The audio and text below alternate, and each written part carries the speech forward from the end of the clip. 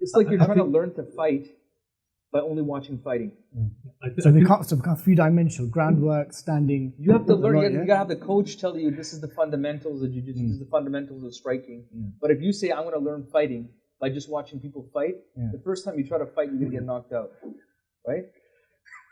I benefited from your Facebook page. Alhamdulillah.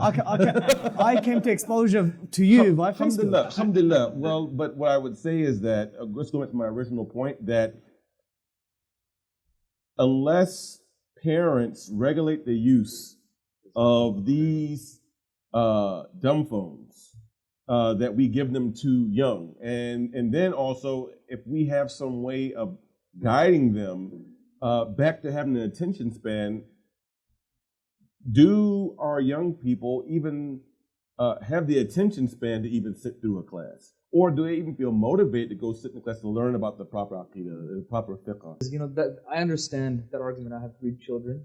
Okay, yeah, like you want to give something to get them engaged in, but at the same token, I think it's because also the parents don't understand the harm, and you need to change that perspective. Would you make that same argument that, okay, why don't you just put a joint? Why don't you put some edibles, marijuana there? Is that a fair equivalence? It is a fair equivalence, because now when you look at the data that's coming out, the people now who are at the echelons, the upper echelons of Silicon Valley don't even let their children engage in social media, smart devices. They have schools now that have none of these devices. Now, if non-Muslims can practice imsak, we can't do that when we are trained that every single year during the month of Ramadan. We can't do that.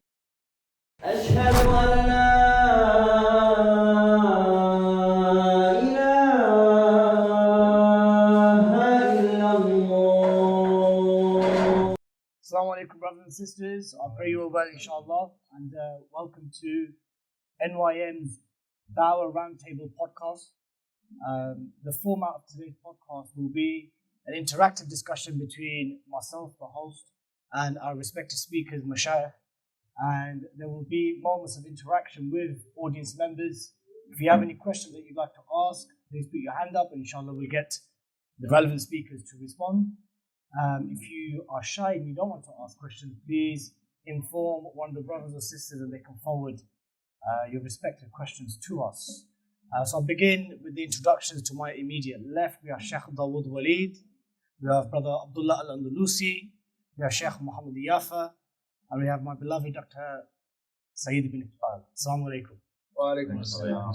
So it's a Dawah roundtable, but the table is anything but round. So that's a good way to start, alhamdulillah. So we're here within the build-up of the Canadian Dawah Convention. And Dawah, as it's widely perceived and understood within our communities, it means many things to many people, right? Generally speaking, it's understood as inviting non-Muslims to Islam. So let me first begin with Sheikh Mohamed Yaffa. Is that all Dawah is? Bismillah ar-Rahman ar-Rahim. Assalamu alaikum wa rahmatullahi wa barakatuh. Dawah is a broad term. It means literally to call. And in Islam, it means to provide, to protect and preserve the Muslim identity from infringement from outside. And it also means to invite people to the way of Allah subhanahu wa ta'ala, which is to save their souls. And the ultimate goal of that is to get people to say, La ilaha illallah, Muhammadur Rasulullah, that there is no God but Allah, and that Muhammad is the final messenger. So if we continue sustaining that will be Dawah. But also an element of Dawah is to keep the good characters and the moral values of Islam, and that should translate into a system of justice for people, which will attract people to the way of Allah subhanahu wa ta'ala. So that is Dawah from the general understanding. Sheikh Walid, Sheikh Yaffa made a very interesting point there in the way he defined, the way he's understood Dawah, and that is preserving the Islamic or Muslim identity. Yes. Now, obviously, you've authored the book towards sacred activism. Is activism a part of Dawah? And if so, what kind of things would we see which falls within that bracket? Well, activism can be Dawah if it's according to Islamic parameters, right? So how we interact in the broader society can be a means of calling people towards Islam. And that first starts with our character and our behavior. Likewise, if we are involved in a type of activism with bad adab, bad manners, or calling to munkarat, or those things that are forbidden, it can actually be a means of repelling people from Islam if we're doing it from a type of socio-political Muslim identity that is based more on the secular than in the sacred. But I do believe that all of our work in the broader society, be it for the pleasure of Allah, not for the pleasure of pleasing people. That's a very important caveat. If we're feeding the homeless, if we are doing free medical care for people, if we are enjoying the good and forbidding the evil to try to get rid of oppression, not just of Muslims, but for all people, then this in of itself is also a form of dawah, as I understand. Dr. Syed, just before we kicked off today's podcast, you gave a presentation about NYM, the Nation of Young Muslims, Inc. We've been around for about 20 years. Have you found in your experience in dawah that, without mentioning any names, of course, because we're not into the business of that, that some dawah organizations can fall into the trap of exclusively making dawah about one type of dawah specific? So the prophetic dawah can only be invitation to non-Muslims, but it is not holistic and well-rounded. So is it a case that dawah is multifaceted and it requires many fronts by many organizations, or that the Muslim organizations who embark on dawah should try to aspire to do all those things? How does it work? What's the balancing act?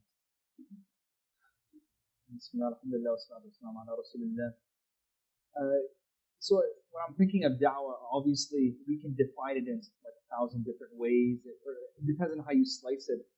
But if I want to look at what is the ultimate model of dawah, I got to look at the generation of the Sahaba radiallahu anhu. And there is no possible way that they could give dawah to their own people, and then also by extension now as they grow during the Khilafah from Abu Bakr as-Siddiq radiallahu anhu, especially Umar bin al-Khattab, and then to a certain extent Uthman bin Affan, you don't get this huge and rapid expansion of Islam, of people being invited, if you restricted yourself in how you define dawah. And not only that, but worldwide. If you look at the afterwards with the Tabi'een and whether you look at the Abbasid Empire, the Umayyad Empire, and so forth, if they looked at it in a very, very restrictive way. So I think we do ourselves a disservice if we restrict the dawah or we add arbitrary hindrances, because it's vast. Like if you look at as the Sheikh mentioned, like your character, that's part of dawah. Inviting people is dawah. Jihad is dawah.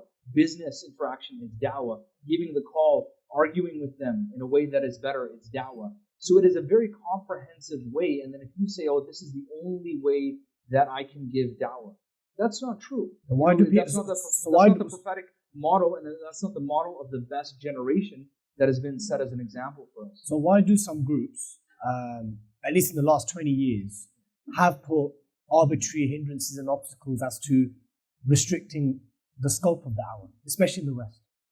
Especially in the West, because of the phenomenon of secularization, you compartmentalize different parts of your life.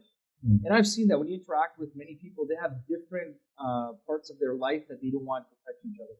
So this is my religious part, this is my business part. Like I remember being in a course with this guy who's a well-established professional. He's an educator, and he sits in a group where he's educating. Doesn't matter if you're black, if you're white, whatever religion you are. He doesn't really care. He'll educate everyone equally. But then when you sit with them personally and you have dinner with them, you find out this guy's a big, big Trump supporter. So that's not a phenomenon that's restricted to him. You find people compartmentalize parts of their life in so many different ways. So he could be like donating to certain causes that are really against the same people who is educating, but they're able to just kind of turn it off. So like, for example, you have brothers who might have businesses that are haram, but then maybe they'll go on like this 40-day thing to a masjid. You know what I mean? So it's like you compartmentalize it. It's like, okay, I'm doing business in one hand, and then I'm now going and giving dawah on another hand, or I'm calling people to the path of Allah subhanahu wa ta'ala. And you're not doing it in a comprehensive way, because the sunnah is very comprehensive. As the brother mentioned, you have to have ikhlas, but you have to have it as according to the sunnah. Because you'll have so many conversations, people, you sit down with them, okay, what is this? Is this strategy the best strategy? Is this best? There can be hikmah, but once you say this is the only strategy, then you're actually trying to take away something from the sunnah. Because how our Rasul gave da'wah, it's so multifaceted. It's so comprehensive. How the Sahaba gave da'wah, it's so comprehensive. The way that they did it. In every facet of life, it is geared, because Islam is a comprehensive religion. It calls people in different ways, to step. Marriage is da'wah. You know what I mean? Like there was da'wah by the Sahaba where they go get married. Okay, well, you become Muslim, marry with them. So some of the brothers keep smiling, they like that idea. You know what I mean? but don't just do da'wah then, and then when they say, hey, you gotta donate now for the masjid, that you say, okay, no, I gotta keep this. Be again comprehensive, man. Abdullah, the topic of your talk throughout United Islam Awareness Week was jihad is lit. Yeah? Is jihad. Or is jihad lit? Question mark. Okay. Now, obviously, So you've obviously spent a fair amount of years debating perhaps some of the most perceived contentious areas of Islam, right? From the concept of jihad, the concept of a caliphate, Sharia law, amongst many other topics. Do you feel that you are merely kicking the hornet's nest by unnecessarily talking about topics which are used to bash the community, or do you feel that this is also a front of da'wah?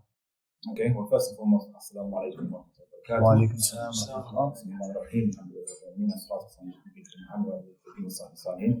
So as the second person from the UK on this panel, I'd like to welcome everyone to the British takeover of NYM. Hudson Bay. Yes, you want to get your colony back. Yes. You're free. Set us free. You're still ruled by the head of state, same head of state as UK. Your head of state is getting smaller too, right? It's like royal family. Yeah, Meghan's coming in. Meghan's They're coming coming in. over to the good side. Yeah, they're doing hijrah to escape persecution. All right, so Sharia, jihad, khilafah, hudud. Is discussing these stuff really necessary? well, basically, when people think about da'wah, we have secularized our concept of da'wah, right? So we think, and this is just to follow on to what the Sheikh said, which is that you think da'wah is just maybe according to the belief in one God. But let's say, okay, so God exists, so what?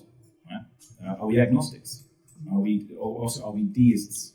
There's a God, but doesn't have any say in human affairs.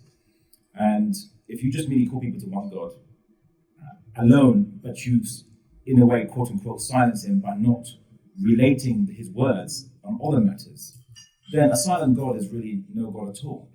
And that's why you probably have a problem with the rise of atheism in the Muslim world, that because we've silenced, so to speak, Allah's word, then Muslims don't think that. Who silenced you? The institutions, Muslims usually think that they don't want to get involved in controversies, just even though it's Allah's word and they're living in a Muslim majority land. But no, they don't want to get involved in controversies because after colonialism, speaking about Islam has become, in its holistic sense, has become controversial. But to kind of answer your question more specifically, which is Islam is a comprehensive guidance, and we are meant to be shuhadat al-nas, right? We're meant to be witnesses to mankind. It doesn't just mean you call people to one God. I mean, maybe if you encounter a Unitarian Christian or a Jew, they'll say, well, I already believe in one God, so, job done. And then you can go home and that's it, it's finished. No. There are many areas of people's lives which the Creator has something to say and give guidance. And this guidance itself is a ayat of Him, a proof of Him and guidance. So, for example, just look at the Rasulullah in Makkah. So what did he talk about? Right? He called to one God. These other gods are invented by the ancestors of the Quraysh. Fine. But what else? Well, Abu Sufyan has a bit of a kind of house party, and someone goes to beg. An orphan goes to beg at his door. He opens it after the person obviously knocks on the door, and he's angry that this orphan is bothering his house party. Right? He shuts the door in his face. And this is preserved in the Quran. So have you not seen the one who repels the orphan and refuses even neighborly needs? They don't even give it. So you had this. You had the commentary on their female infanticide. Yes. You could call it late-term abortion. And people were obviously killing their firstborn child if the firstborn child was a female, because it was perceived to be obviously a big humiliating thing. So the Quran didn't restrict itself, and the Dawah didn't restrict itself to talking about La ilaha illallah. It talked about, well, look, this is. He actually used a very good turn of phrase on this. It says, "Is it to Allah the daughters and to you the sons?"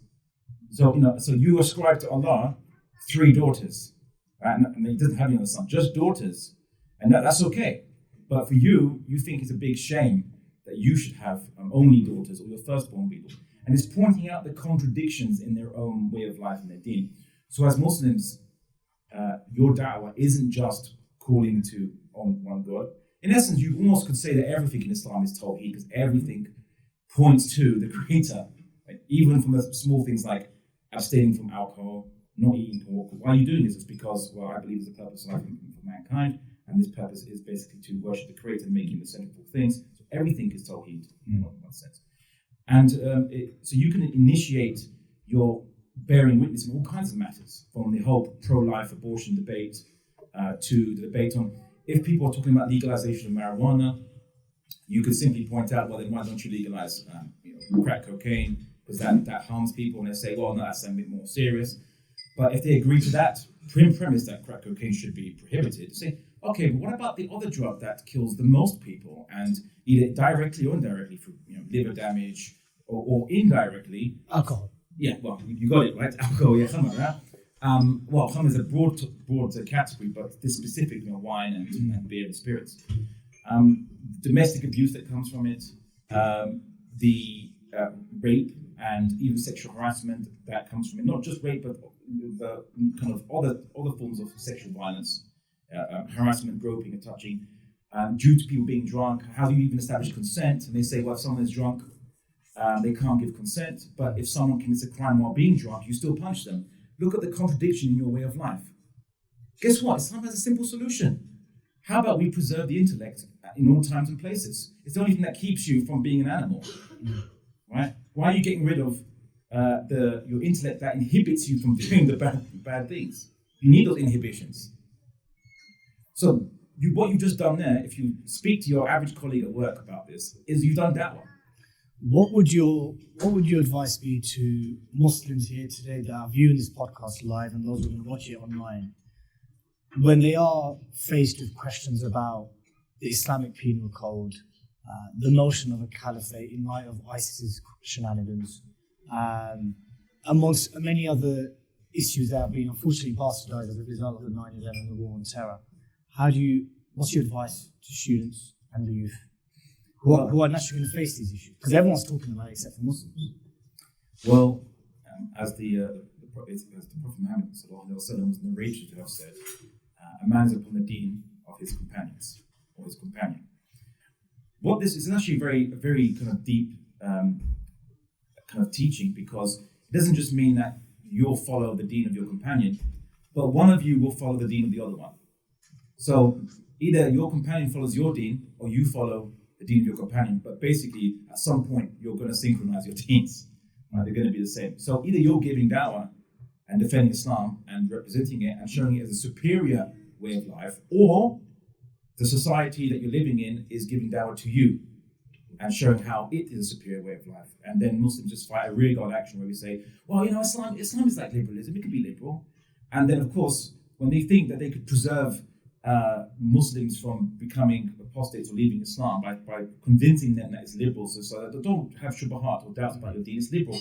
When they open up the Quran and Sunnah and they see that, there's certain things that the Prophet Muhammad taught which is just not consistent with liberalism, then they will eventually leave Islam. And many of these apostates will argue that they were lied to by these certain, let's say, Muslim public speakers or their local imams or what have you, when they were told that Islam agrees with liberalism. And because these imams are too scared to actually criticize liberalism, say, actually, Islam actually makes more sense, it has greater hikmah in it. Because they didn't want to do that because it was viewed as controversial, They just said, well, actually, no, it's like liberalism. It's liberal, and you can follow it. And then when they open up the Quran and Sunnah, they say, well, I can't. How is this justifiable according to liberalism? If you don't present the hikmah, then people are going to leave. Do you encourage Muslim youth to obviously become more equipped with knowledge and education about these issues, so they're in a position to counter and articulate it? Okay, or is it best to just avoid these conversations? Well, no, because these conversations are going to be brought up. I mean, the very fact that it's become an issue for Muslims is that it's unavoidable that people are going to ask you these questions about hudud. Now, you know what? There was a young gentleman who approached the Prophet Muhammad, and he was full of hormones, and so he asked the Prophet Muhammad permission to commit zina. What was the response of the Prophet Muhammad? Was it haram alayk, this is forbidden upon you, Allah alayk, this is like, how dare you? Or say, no, Allah has prohibited it. This is haram for you. Didn't argue that, right? Used hikmah and basically challenged the youth and said that would the youth like it if he made it halal for zina to be committed by his mother? And the youth said, no, I wouldn't like that at all. And then how can it be permissible for you then? Permissible. So that is how you use hikmah to show the wisdom behind Islam.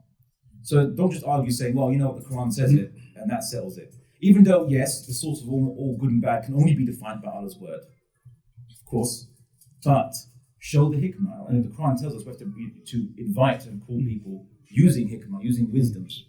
And so, but I want to give a little caveat, which means it doesn't mean that to challenge these topics and to explain how Islam has a better penal system, a better economic system that could solve many of the problems that are viewed to be unsolvable. Right? Either you go to one extreme, communism, you go to the other extreme, capitalism.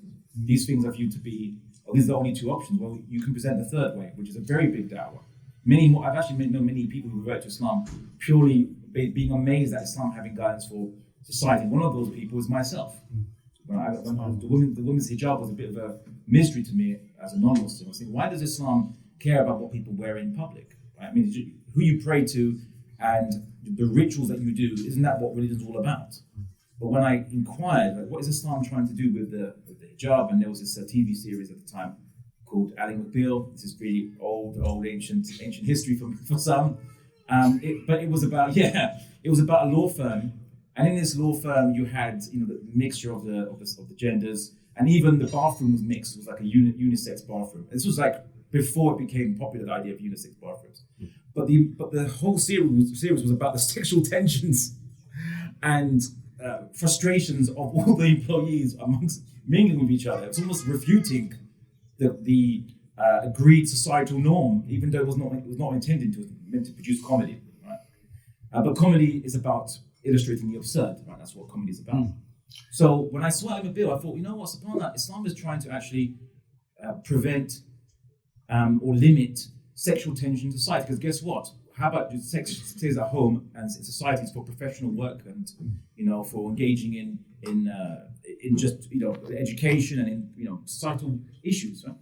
So anyway, Muslims need to do that, but you don't need to be a debater to do this. By the way, leave that to Abdullah. No, well, you can. No, hey, look, you set up a Speaker's Corner here. Yeah. Go ahead and and do. We used to call Speaker's Corner a Dawah gym. Okay. Very interesting that you've mentioned Speaker's Corner. One of the last conversations we had, Dr. Syed, when I visited back a couple of months ago, was that some of the videos that have become very popularized, in fact, I would say perhaps some of the most viewed videos amongst Muslim youth, practicing, thinking about becoming practicing, non-practicing, are Speaker's Corner videos. Now, you were somewhat critical of the type of content that can emerge from this kind of da'wah. You weren't writing it off completely, but you were saying that, yes, it has a place, but sometimes it can just get a bit too much. Can you elaborate? Do you recall that conversation we had? Yeah, no, I do. I do definitely believe that it has a function. It has an important function, especially in the environment and the climate that we find ourselves in. And so having somebody being able to talk about Islam with courage and confidence and being able to stand up to like a lot of arguments where people usually wilt, maybe, in the universities or in private conversations. So for a lot of Muslims, it kind of gives you that boost.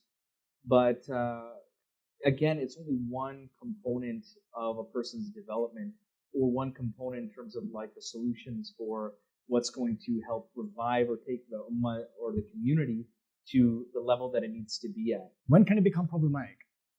If ever. Well, Can it becomes problematic when you're like, I'm going to learn my deen from Speaker's Corner, like from the debates. Because then you don't learn, like, for example, I had some of my students come to me and said, okay, because, you know, some of the scholars of the past, they have some very significant statements against like philosophical arguments or engaging in philosophical arguments. And so I said, you know, but like these scholars are coming from a perspective, you have to understand that if you're going to learn your deen through philosophical arguments, that's where it's problematic. You know what I mean? So you need to learn the Aqidah straight from the Quran and the Sunnah and get a good foundation. And once you get a good foundation, then when you now go and you start like seeing those debates and whatnot, because you can't learn your Aqidah by philosophical arguments, because that's not, they'll just confuse you. Right? From my anecdotal observations, including in Canada, like I've been to 5 MSAs this week, and I've heard Speaker's Corner amongst many of the Shabab, right? Mm-hmm. So is it not better to watch a Muhammad Hijab debate in Speaker's Corner than watch some other bakwas that's probably on YouTube? But we're not saying it's like this. Nonsense. It's like we're not saying this or nothing. Yeah. You understand? For some it is that. And again, if we just relegate ourselves to laziness, Muhammad Hijab is debating, okay, we can forego any of our responsibilities. You know, our imams, the people who are already part of the deen, they need to step up. Everybody needs to step up. It's about responsibility. So he's doing a really great job, phenomenal job in the arena of debate. But you just don't need somebody debating, and you can't. It's a very short-lived win then. You understand what I'm saying? What if I only get my self-confidence as a Muslim by seeing Habib win? If he loses, then is my confidence and my self-esteem now done? Absolutely. If he retires, is he done? Is he infallible? You know what I mean? What if he turns on something? You know what I mean? Goes back on Islamic principles. So when you put yourself, you put your stock in your belief and your hopes and dreams in anything other than Rasul sallallahu alaihi wasallam, you're going to be disappointed, and you're never going to get there all the way. You get there maybe a little bit of the way, you're not going to get there all of the way. So now, because I deal with the same demographic of youth who listen to Speaker's Corner and are involved maybe in Dawah MSAs. So here you have, they get a boost by listening, to these arguments and someone standing up for themselves. But then also they got to learn their deen properly. They need to learn the fundamentals of their aqidah. They need to know the fundamentals of tawheed. And then also the other piece of the puzzle, and why many people are leaving Islam and so forth, is you need to have a caring community support structure. That's going to be there saying, how are you doing? Are you feeling okay? I'm going to visit you just for the sake of Islam. One of the rights that we have on us on each other is advice. Give me advice. I need advice on like a business issue, on a marriage issue. See, these are all things that are also in place, because I know people who know Islam like very well. They had a good understanding of Islam, but emotionally they didn't have a good support structure. And guess what? They collapsed. So there's different aspects of it. And if you now as a community, we just defer, okay, this one guy is going to do everything. No, that's laziness. That's a lazy community that does that. That's poor thinking. And we don't say, okay, this is good and this is bad. I see what he's saying is good, but then at the same time, like, okay, so let's look at now how you learn your aqidah properly, how you learn your tawheed properly. Because even before, a lot of the arguments that he was making and a lot of the things that he was saying, I've heard it from other sources, and I came across these readings and arguments myself by understanding aqidah and tawheed very well. And that's why some people who try to repeat some of the same arguments, for example, as Muhammad Hijab, they don't last very long. They can't tread water very long. Somebody asks them another different variation of the question, they're lost. So basically, they've scripted one argument. Exactly. And the same thing that happened with Ahmed Didat back in the day, right? Like, he was very good, and it was a good way to bring the Izzah back. Yeah, we got Ahmed Didat finally taking it to these Christian preachers and and whatnot, evangelicals. But at the same time, and you memorize the Ahmadiyyat stuff, again, that's not going to teach you your deen, and that's not going to help you with variation. So it has an importance to instill confidence in Izzah, but it's not the source or even the mere beginning of knowing one's deen. Yeah? It's one component. Okay. It's one component, right? Because again, we get our strength from following Allah and His Messenger, sallallahu alaihi wasallam, right? Because even if you look at the fuqaha, they said, the only one who Imam Shafi said the only one who cannot be refuted is the one in his grave. He's talking about Muhammad sallallahu alaihi wasallam. Everyone else can be refuted. You know.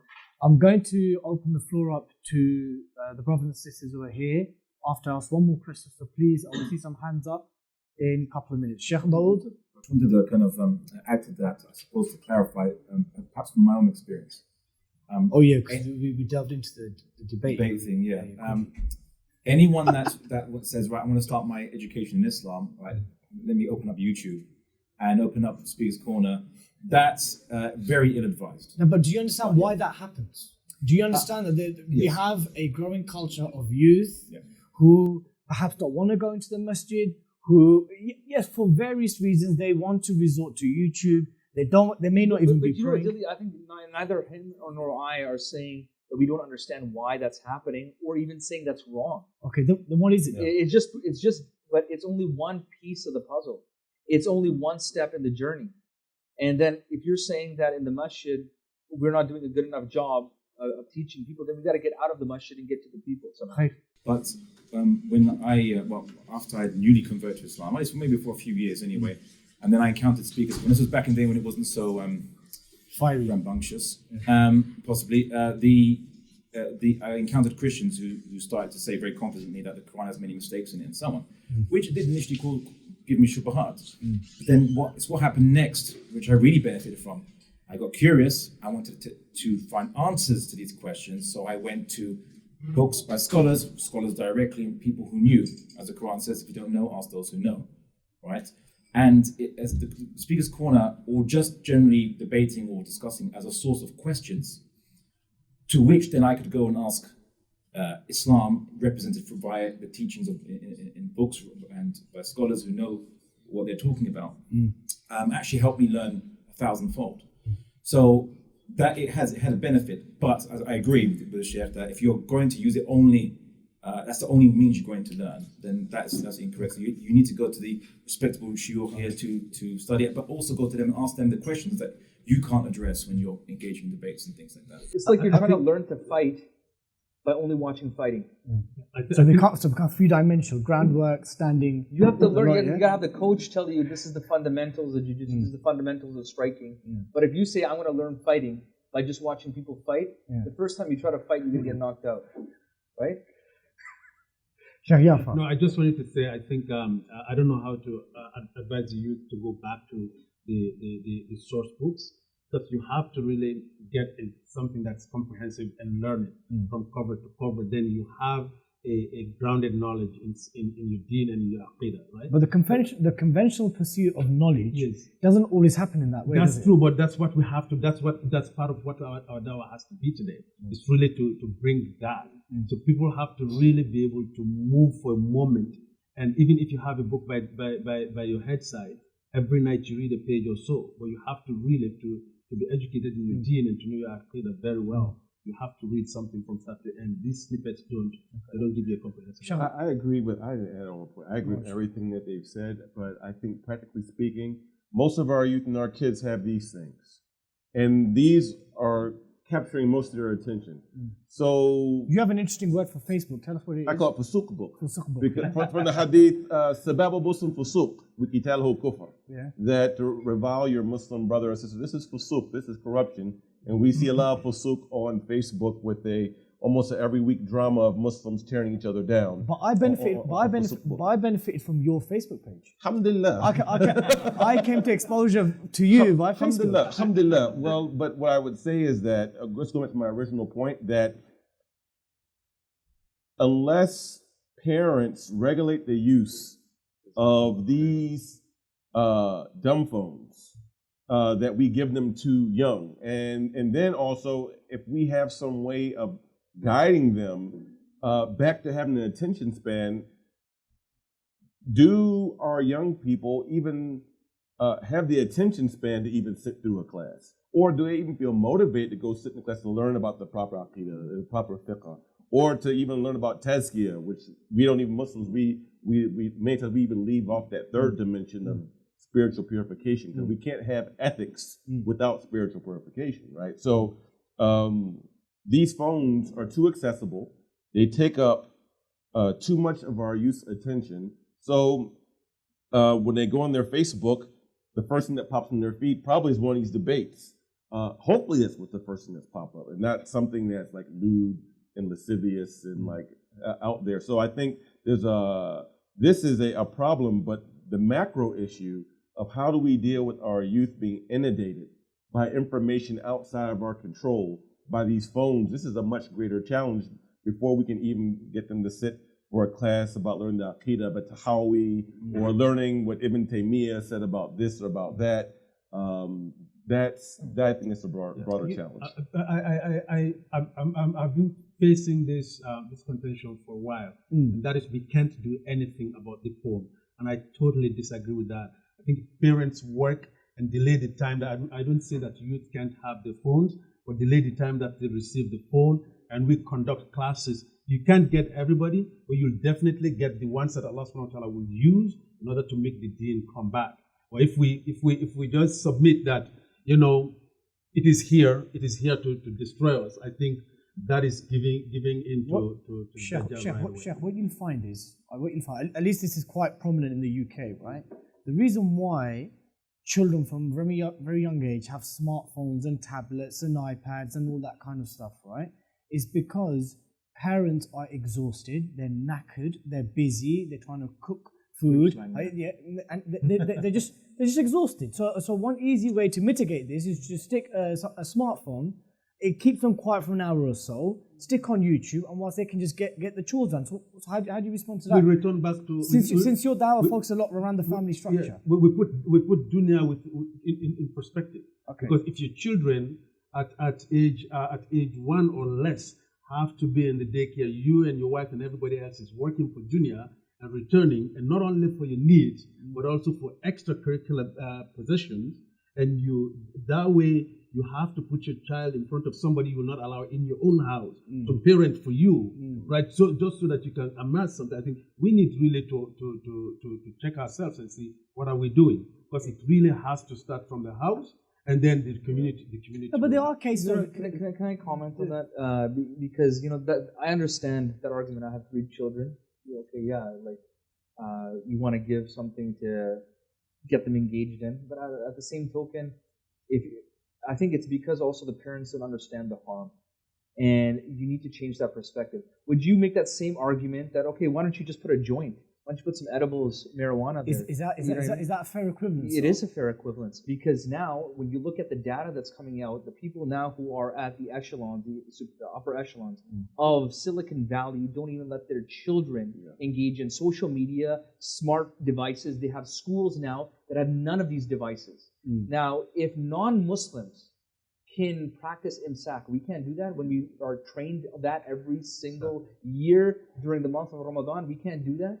And when you have data coming out, like as Jonathan Heath mentions in the book, The Coddling of the American Mind, where girls aged 10 to 14, the instances of them being hospitalized due to self-harm has gone up 189% because of the increased use in social media and the effects that it has on body dysmorphia and your depression rate and your anxiety rate, and this is all the harm that's happening. We can't understand the danger and restrict ourselves from that. I think, again, as our Muslim community, we need to have a little bit better standards and not sell ourselves short. If non-Muslims can understand from a worldly perspective there's harm there, then I think as Muslims, we have greater strength and ability when we are given that training during Ramadan to refrain from food and drink.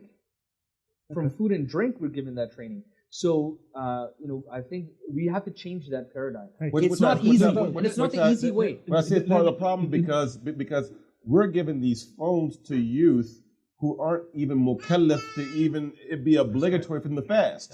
Yeah. So I agree with you too. You're talking about imsak. Yeah. At the same time, we're giving children these phones at ages before it's even legally obligatory for them to fast. So we're opening up the door for all of this confusion. What about Right. what about halal tube? What children's halal tube or something like that? So forget about the screen completely, right? Weekends when my kids are not, I hope they don't see this. Yeah. When they don't have exams, I turn the Wi-Fi off at a certain time, and I put it on. Daybreak, Salah, read a little bit. Once we go, it's until I get my extra sleep and wake up. Nobody goes on Wi-Fi, right? And if you don't like it, move out. It's that simple. And you know what? Again, the other argument can be made also with food, right? It can be like, oh, it's easy and cheap, and if you look at it, most impoverished communities, they are also have unhealthy diet. Why? Because junk food is made so cheap and available. It's freely available. If you want to have something healthy, it takes time.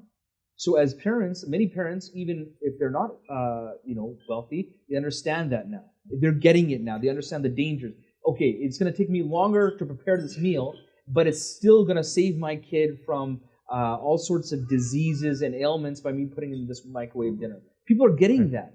So if, again, from a worldly perspective, non-Muslims can inculcate that in their children and try to make up a generation better for their communities, I think we shouldn't sell ourselves short whatsoever. Sheikh Dawud, before I take it to the audience, Dr. Syed mentioned an observation that on social media, what was the study or the book, body dysmorphia and all that kind of stuff on social Jonathan media? Haidt, the coddling of the American And mind. what did he find? What did he conclude? His postulation is that these issues that are being caused because of social media. But is it because of social media, or is it because the dominant metrics of success and depiction of success and beauty that's been merely disseminated through social media? So what's the fault? Is it the social conceptions of what a woman's beauty should be, or metrics of success, which is merely being used by social media? See, the thing is, social media amplifies that. So it existed before, existed in mass media, but it amplifies that. So yes, we see good things. We see, Dawud's page. We see good things, but guess what? Those aren't the most popular pages. It was one of mine. You know what I mean? It's one of yours, but it's not the most popular. And one thing I think we need to appreciate, again, it's always good to go back to the basics. Why do we learn anything? What is the point of ilm? The point of ilm is amal. So you watching the debate, how are you going to practice more? Like that's what I said. It has a function, but to change a person's character, the whole point of knowledge is to practice. How are you? And sometimes you give yourself the illusion, I've done something by watching a debate, or I've watched this video. Forget about debates. Let's say generally a video. I've done something now. Abdullah, you need to debate Dr. Syed about debates. Dr. Sheikh Walid, you know, some of the stuff that's being amplified on social media, whether it be through, kind of targeted SEO, paid advertising, this kind of sense of creating echo chambers within social media.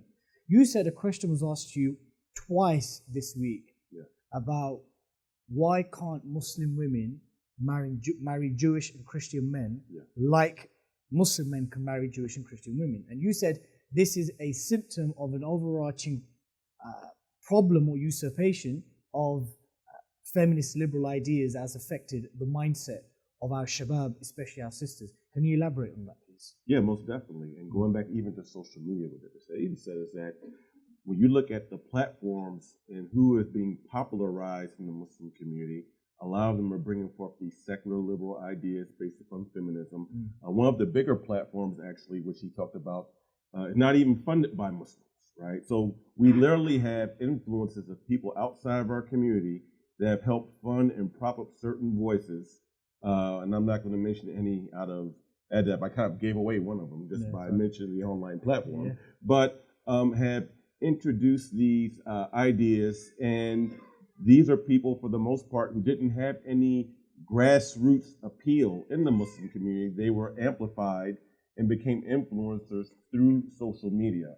And I think it's a big problem, and this is why some of us have been involved in deconstructing this issue of secular liberalism and what comes out of it, which is feminism. Because if the feminist argument, if you have a Muslim sister who's on social media or speaking at some march or in the halls of like some legislature talking about equality and, you know, men and women are equal in everything. Well, we have equity, but if you follow that logic to the logical conclusion, as our brother said, you will then go open the Quran and you will see some things that are problematic. Like that's one example right there, or the issue of, for instance, of mahar.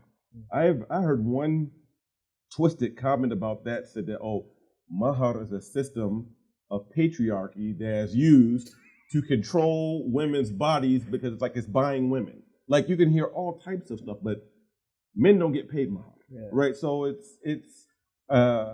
I say to the sisters here and to the fathers that we have to make sure that we are very careful about who, number one, we give platforms in the Muslim community to, like in our conferences, who we invite to our fundraising dinners in the masajid, if they are promoting some of these messages. And also we have to inoculate them and tell them that even though this person may have over 100,000 followers on Facebook or 500,000 on Twitter, or they have a book coming out, whatever the thing is, that might necessarily be the individual that should be lifted up as a role model for our community from an Islamic paradigm. We're not talking about Muslim being some sort of quasi-ethnic identity or some sort of quasi-secular-based social-political identity. And we have to,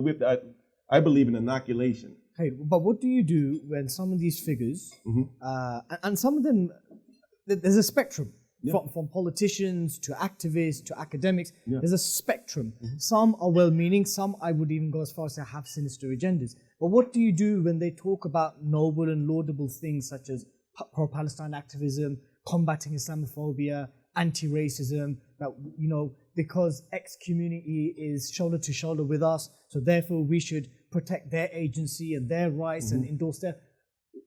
That's difficult now, because if you have people of that thinking now talking about Palestine, talking about Islamophobia, I can understand why Muslim youth, or especially students in MSAs, be like, oh, you know what, it's a bit difficult now.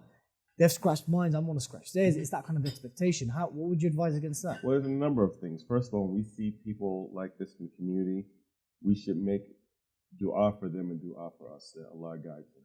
The second thing is even some of these people who have problematic views, they also do some things that have laudable objectives. And I like the comment of my friend Sheikh Hamza Maqbool, may Allah preserve him,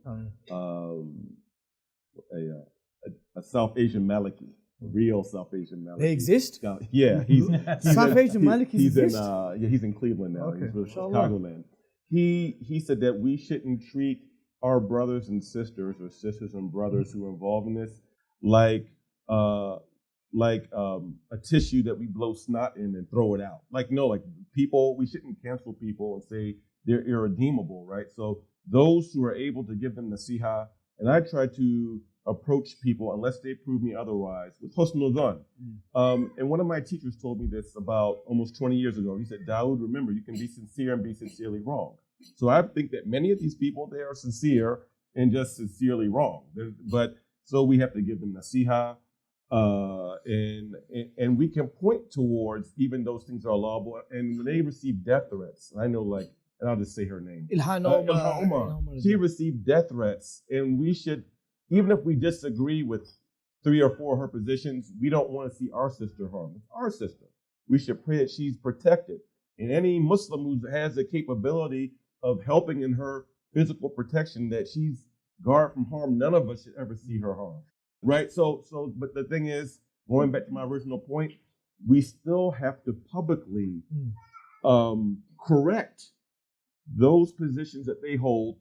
That we're not talking about issues of ikhtilaf. We're talking about things that clearly go against. We're talking about being in the front line of pride events. Exactly. We're talking about that. We're talking about trying to propose a bill in the U.S. Congress to get Brunei put on sanctions because Brunei wants to implement hudud. That's their right, and she called it barbaric and backwards. Right? I mean, that's So what do you do? So what do you do when the Ilhan Omars of the world and the Rashida Tlaibs and perhaps even the Sister Linda Sarsour and others, that they are, whether we like it or not, because of the amplification of their work and because of their celebration from non-Muslim, left, progressive-leaning institutions and figures, that they are, whether we like it or not, are being presented as the role models of today for many of our young Muslim women. We have to be able, and especially our localities, we have to, without denigrating them, we can critique some of their positions. So some of the things they do good are laudable. So we're not trying to cancel them, but we have to be able to cultivate other type of leaders and point to our young sisters in our community to a different type of leadership. So we have tahalli, right? Like we're supposed to talk about or to try to not just simply removing the bad. We have to also point to the good, but also to an alternative, right? And that's the Islamic way, right? Like we just don't say don't do anything or don't be involved. We have to point towards different examples. Right? Questions? Just quickly supplement that. Why do non-Muslims, let's say in politics and even the average Joe talk about politics? Why do they talk about ideologies, right from wrong, feminism, secularism, conservatism? Why do they talk about this stuff, right? If they're just talking about ideas, but doesn't relate to action. Well, that's because ideas are the precursors to action. Yes. So the people that actually apply government policy are people who work in the civil service and administrators and the court. The judges don't go out and actually arrest criminals and incarcerate them. It's the police and the prison force. But the whole point of these people who talk, and the senators and the Congress people who are just talking, right? They're just talking, but they have influence and they do votes, and eventually, as part of the political system, these things translate into enforced actions. Okay. As Muslims, discussing, talking about ideologies, talking about Islam's solutions to world affairs. Yes, it sounds like it's just talking, right? And this was actually in the 1990s, the jihadis used to accuse Muslims who were just doing political campaigning, saying all you do is just talk, because for them action was violent action, right? For our more younger viewers, the 90s was a very colourful period in the Dawah scene, especially in the Western world. We spoke about. But I miss those Dawah. I actually miss the old Salafi Ikhwani debates or the Salafi Sufi debates or Dio Bandi. Why do you miss those? In comparison to now, because back then we at least debated tradition. We debated based upon nusus, the text. Now you have an issue of people who are starting from the text, from other people who have almost like an ignoble or almost no regard for the actual textual proofs. Okay. So actually I miss those old days where someone would want to roll up my pants legs for me at the MSA. And that really happened to me, by the way. I do want a wrong text. I do have to go from the text to the text. Abdullah, very quickly before I go to the audience. Sure. Are you sure? Let's not throw food out. Are you sure? So when in Quebec they implemented a kind of ban on religious symbols in public sector places and things like this. This was due after a debate they had. An debate that Muslims either didn't participate in, didn't try to participate in, or just lost because they didn't have good enough arguments. And then that became law, and then that became forced on Muslims now. Because, we don't want to get involved in debates. Well, they're debating it, and they're debating you. They have an interest in you. Well, you don't have an interest in politics, but politics has an interest in you, right? As a saying. Definitely. In the Muslim world, these tyrants and dictators, do they have superhuman powers? Can they shoot lasers from their eyes and fly around and faster than a speeding bullet, all this kind of stuff? No. Where does their power come from? They don't have physical power. Where does their power come from? Not from aliens who've helped them occupy Muslim lands, and there's no longer non-Muslim troops there anymore. And security services and spies and military and police. And where do these military and police, from which population do they come from? The civilian population. The Muslims themselves. Yes. And the reason why they prop up these leaders is because they believe, because no one has spoken to them or approached them or debated them and tackled the ideas that they took from the West, that was after colonialism, they believe what they're doing is right. And so they will continue to support a power structure because they're not being tackled. No one's giving them dawah. And then that becomes force because no one's tackling it, and that gets imposed on the Muslims, and Islam is being shunned as a living way of life. So speaking and debate just means persuasion between people who have two different perspectives. That's all it means. You don't have to wear a suit like me and go into an Oxford University style platform to do it, right? Just having a conversation with someone who doesn't necessarily start out agreeing with you, that is a debate, right? Will we ever see you debate in an Adidas tracksuit? Maybe if I go in one of those estates in London suburbs, perhaps, maybe. Right, audience members, brothers and sisters, do you have any questions? Because if you don't take them up, I will. Question from the brother, can you just ask? So as my MSc, I'm planning. Last semester I started a brother's halaqa, and we went for a little bit and then we ended it. But inshallah, within the next week or two, I'm going to restart it again. My question is what topic do you guys feel is best suited for a halaqa? Okay, so let's not elongate it, please. Just a topic. Do Sira. I think we have to change the narrative. We have to really talk about our own heroes. I had a session with youth, and I asked them who their heroes were, and I got Nima and so on and so forth, right? Because they don't know Umar, not even Muhammad Salah. They said Neymar. Yeah, not Muhammad. It's a Liverpool guy, so we have. I think the Sirah of the Prophet Sallallahu Alaihi Wasallam and the Sahaba, right, is very, very important, because once we get ourselves busy with those things, we have less. At least we cut down the amount of time we take in debating or talking about some of these things that are filling our time. I think Sirah is very important. I second that. Second that. Sheikh Walid. I have no further addition. Abdullah. Sirah, bro. Sirah on the life of the Prophet. Unanimous. Ijma.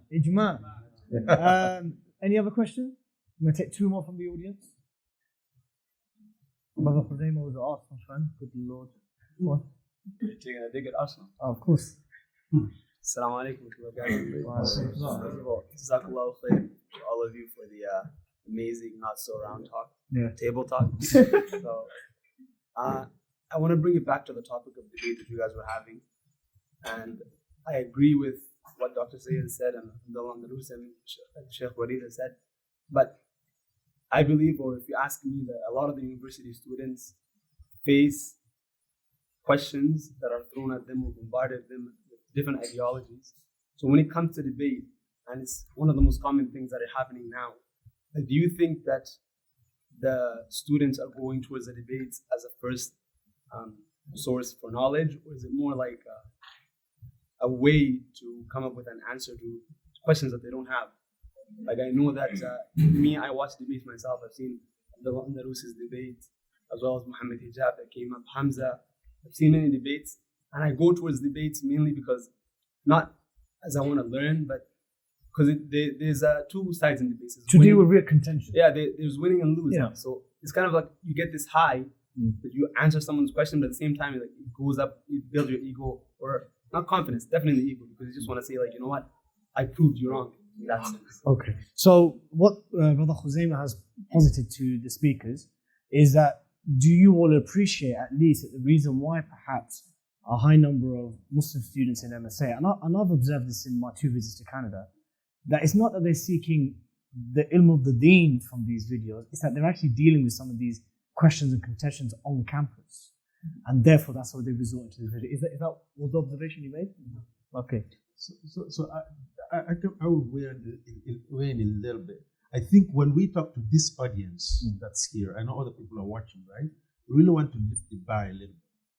That you can't just be stuck to that. You have to educate yourself and ground yourself better in the deen, right? So the debate is definitely one element, but when we just get pulled towards things that are online and we forget the thing that ground us in our deen, we stand on a very, very... Khuzaimah specifically said that perhaps students are doing this because on campus they're facing these contentions. I totally agree that not all of us can answer these questions if we don't get guidance, and if debates can be a source for of knowledge for how we answer to those questions. But I think what the Sheikh was saying is that if we just focus on that, that's all we get, it's not sufficient.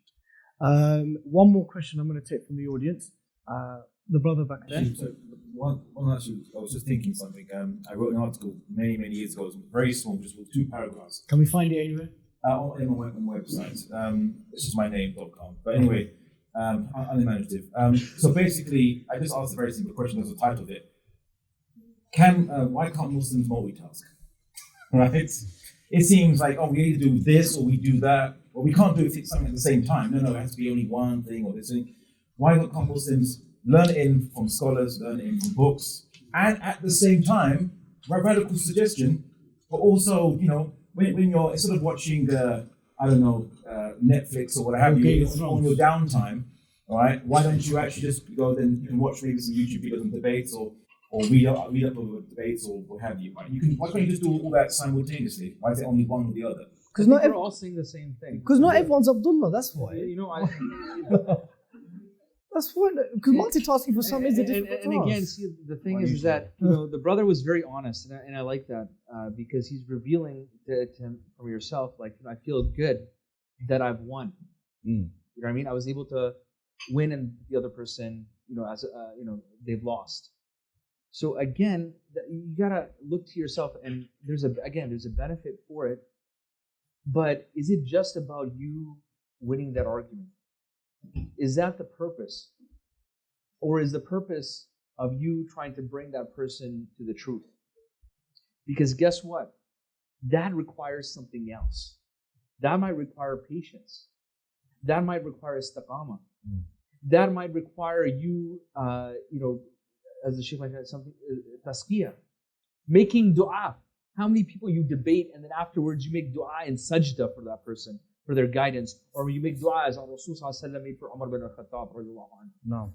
You know what I mean? So and to also touch upon what you said about some of these very popular Muslims and or even non-Muslims who say some things that benefit Muslim community. By the way, the Muslim debates that we've mentioned, they themselves don't even. No, and I don't. That's why I didn't even mention that. Yeah, they don't themselves don't even say that. They actually discourage their videos and debates being the main source of knowledge. Yeah. So it's one component. I think it's a very especially people like to see action and that spiciness, go back and forth.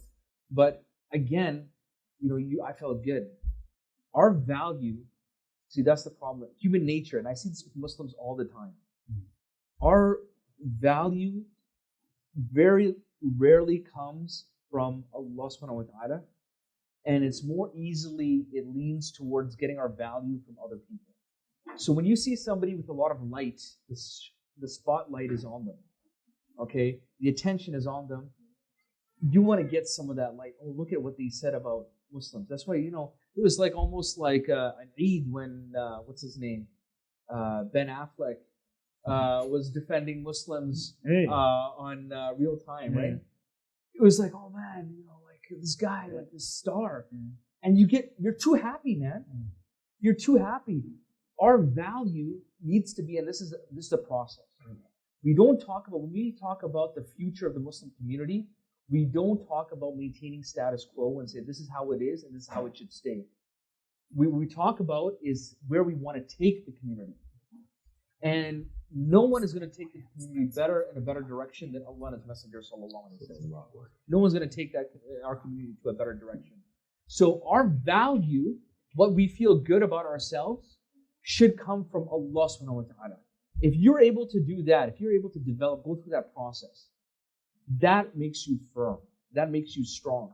That makes you undefeatable. Because then, if you're going to get your, value from if a certain Muslim says something good that you like, or a non-Muslim says something that's very, very fleeting. It shows very low self-esteem. It shows very low self-love. Ultimate love is if you love the one that created you and gave you everything.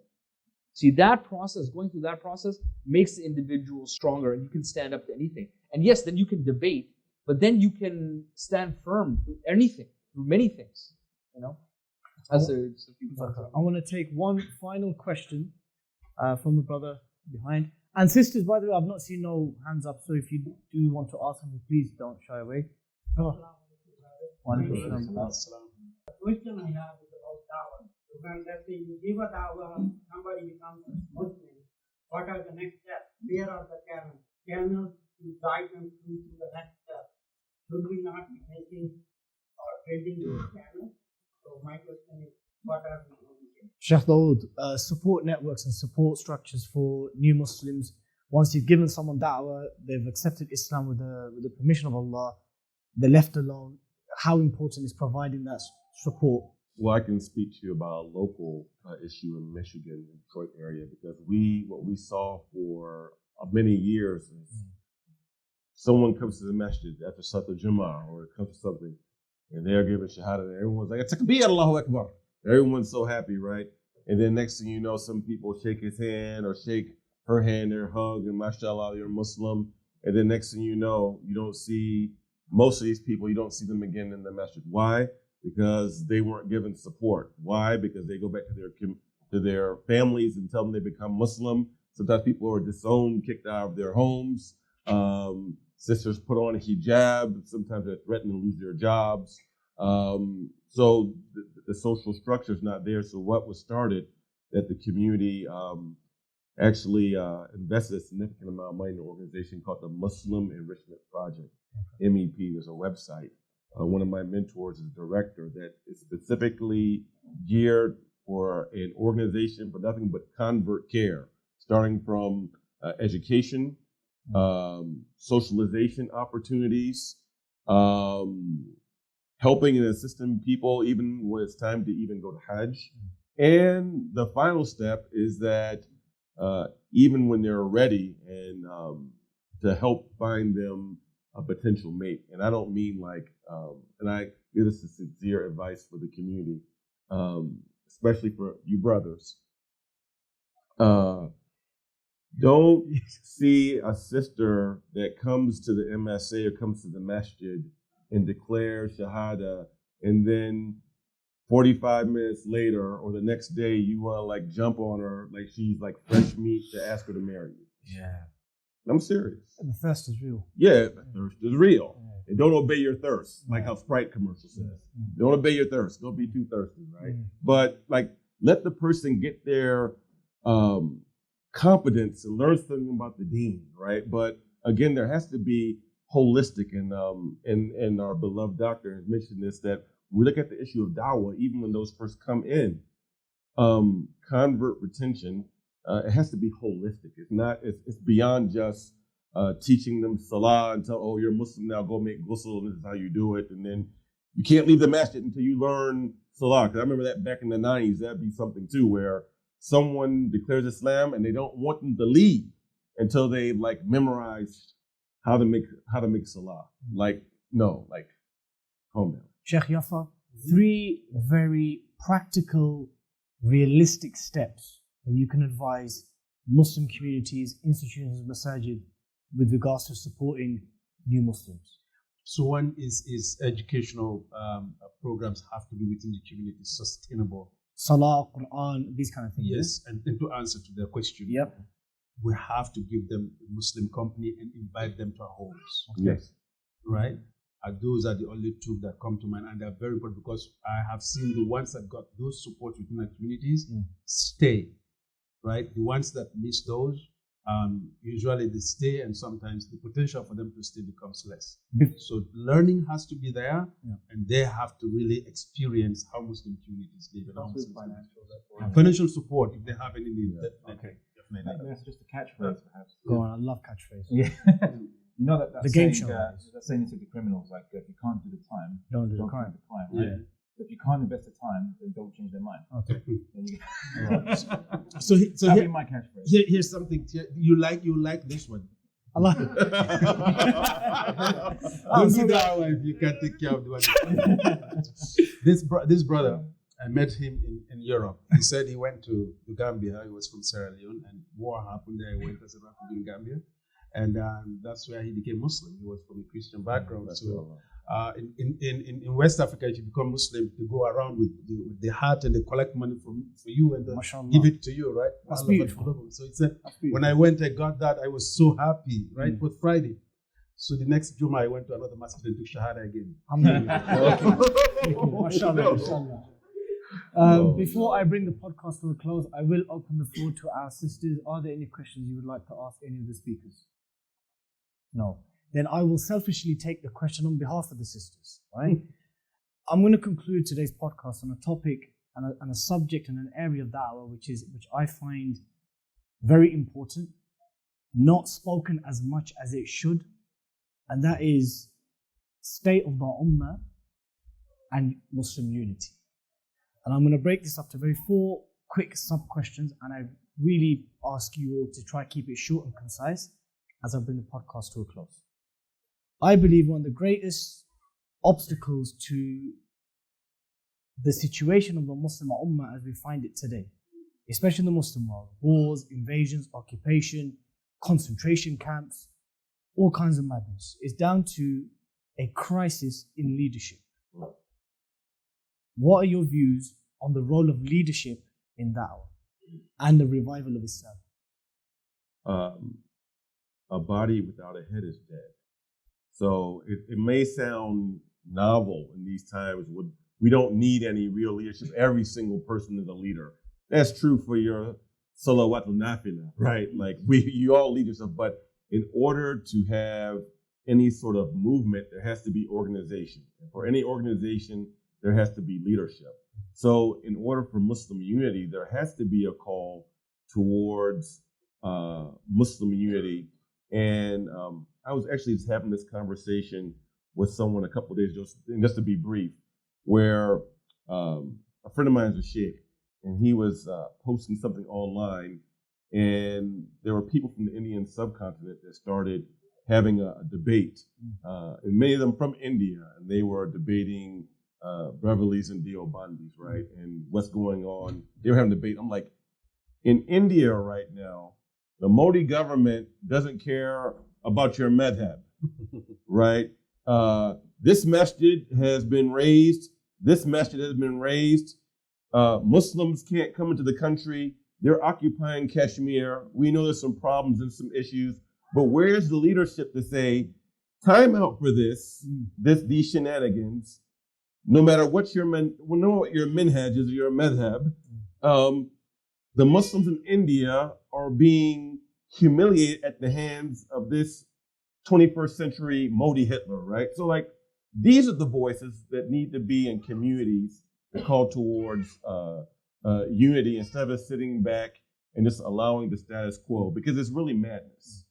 Islamic revival, and that means many different things to different people, Abdullah. But when I think of Islamic revival, I think of the return of a time where Islam and Muslims had a collective sense of ghira and led mankind from a civilization point of view. How does this, some would describe it as a romanticized yet noble aspiration, how can that even be practically met locally by us lay people? Like, what I mean by that is, how can we even work towards such huge goals when we're just mere folk in the West engaging with a handful of people? Okay, so Ibn Khaldun discussed this. He said when it comes to dawah and reviving the Muslims, it must be done in the same manner that the prophets did. And he cited a narration, to paraphrase, which is, Allah subhanahu wa ta'ala sent no prophet that didn't enjoy the protection of his people, and not meaning the city or town, but he had a people around him, right, that was actually carrying his message, not just one guy. Because Ibn Khaldun said that if there's only one guy doing it, then he could be taken out, be removed, executed, what have you, imprisoned, and that's the end of their movement. But if you actually inspire individuals around yourself and you help them and guide them and educate them and spread the ideas so that they too become guiders and instructors and inspirers, and you create a movement. So you can't do it as an individual, and you need to have parties, what we call today political parties around you, which is what the Sahabas did, to the point that even they did demonstrations in Makkah, for example. They linked their arms together, formed two lines, and made public demonstration for La ilaha illallah Muhammad Rasulullah. So we should do the same. We should form groups or join existing groups which are peaceful, of course, but because they are following the Sunnah of the Muhammad and aid and support them. Sheikh Yaffa, I will ask you quite candidly, the theme of your talk throughout UIAW was the triple threat, and then you elaborate on that, on the issue of anti-black racism. I'm going to posit to you, how huge of a problem is nationalism, which I think is there or thereabouts, a kind of similar thing as racism and tribalism. How big is this issue in preventing Islamic and Muslim political unity? Personally, I don't think micro and macro. Yeah, I don't think. Macro, it's huge. It's huge, and it actually devastated the Muslim communities, even the ones that meant good. When they separated into, it has to come from my own region. It has to be from me. I have to be the leader, and self-centric approaches. It always devastates the movement. I think I'm not too much against a group of people, say Indo-Pakistanis moved here and they found themselves not having a masjid and creating a masjid, as long as they don't name it Indo-Pakistani masjid, right? And people going there, there's nothing wrong with that. The problem would be the imam has to necessarily come from Karachi, right? Or somebody else comes in who is an Arab or African, or and they don't find the same welcoming environment. Right? They don't feel like it's safe for them. They don't get the same hug as who gives somebody else, right? So they get alienated, because what that does, if everybody needs a sense of belonging. So they will either not come to the masjid, or they will form their own masjid, or at least they start voicing that. When you hear that, instead of blaming the person who is bringing that on, you have to ask, what is wrong with my community? Because Rasulullah sallallahu alaihi wasallam, everybody gravitated towards it. After the battle of Hunayn, he gave the money to the Meccans, and he went back to the Medinites, who are not his blood brothers, but they were the closest to him in terms of the deen. So we have to really be watchful on how we conduct ourselves with one another, because then it creates multiple leaderships. It just breaks us down.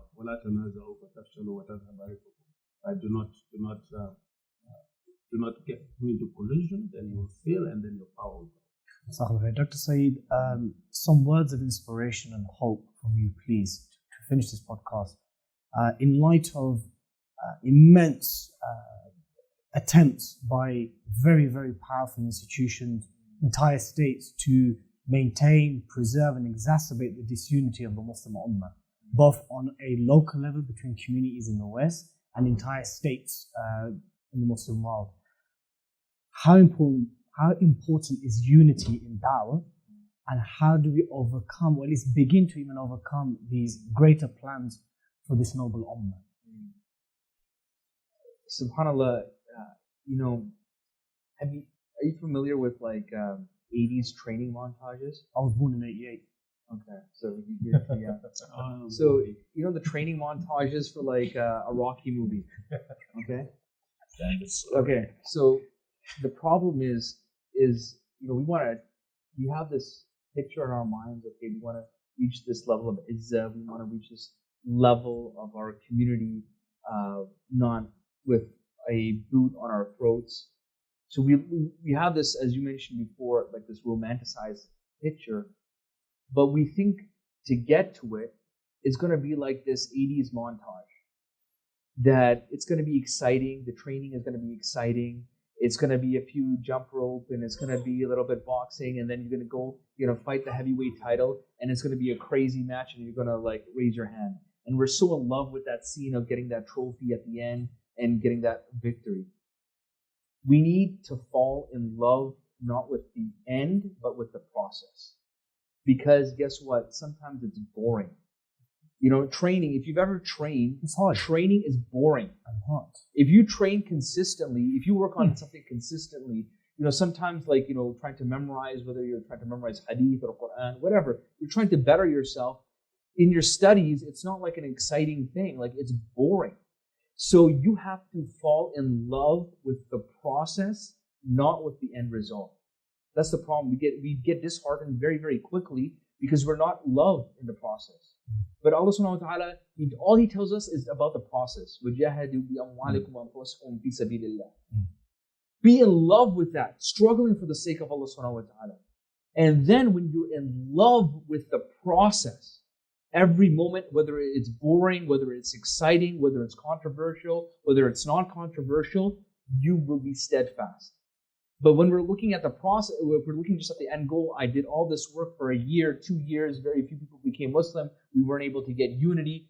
I'm telling you right now, the path to unity will be a lot of hard work, maybe a lot of administrative work, boring, sacrifice, spending money, like throwing out your back, you know what I mean? Like random injuries. Like if you've been in the Dawah for a few years, you know what I'm talking about. So fall in love with working fi sabilillah and trying to stay that level of sincerity, because there's no quick path that you can encapsulate within a few words to say, okay, this is the prescription, because that's what unfortunately human beings are drawn towards. Give me the quick fix, give me the quick diet pill that I need to make sure I get to where I need to get to. No, it's not a quick fix. It's a process, but to stay upon that path, fall in love with it. Fall in love with uniting the ummah. No matter how many insults they throw at you, no matter how many times the same people that you're trying to benefit harm you, fall in love with the process. If you can do that, if we can start doing that, then inshallah ta'ala, we will be part of that group that Allah subhanahu wa ta'ala gives in Nusrat. Inshallah. Takbir! Allahu Akbar. Brothers and sisters, Jazakumullah khair for tuning in, for our viewers and our listeners, for everyone who's here live today. May Allah bless our speakers and our mashayikh for the nasiyah. Ameen. May Allah give you the best in this life and the next. Ameen. For those of you who have got the time, please check out NYM Inc. That's inc.com. Support the Dawah in Canada.